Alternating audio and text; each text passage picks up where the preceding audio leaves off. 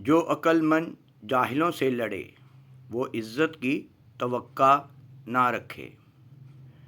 بے نماز کو قرض مت دو، خواہ فاقہ سے اس کا منہ کھلا ہوا ہو، اس لیے کہ جو خدا کا قرض ادا نہیں کرتا اسے تیرے قرض کی فکر بھی نہ ہو۔ عقیدہ شاگرد مفلس عاشق کی مانند ہے، راستے کی پہچان نہ رکھنے والا مسافر بے پر کا پرندہ ہے۔ بے عمل عالم بے پھل کا درخت ہے، اور جاہل عبادت گزار بغیر دروازے کا گھر ہے۔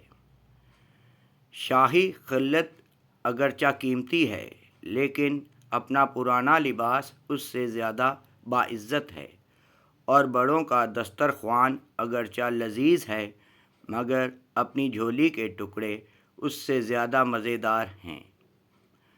جو بروں کی صحبت میں بیٹھے اگرچہ اس کی عادات اختیار نہ کرے برا ہی کہلائے گا، جیسا کہ کوئی شخص شراب کی بھٹی پر جا کر نماز پڑھے تو وہ شراب خوری ہی کہلائے گا۔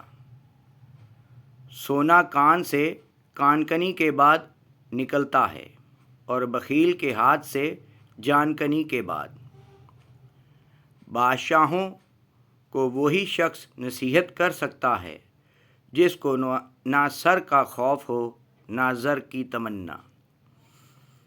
جو آدمی سوچ کر بات نہیں کرتا وہ اس کے جواب پر بگڑتا ہے۔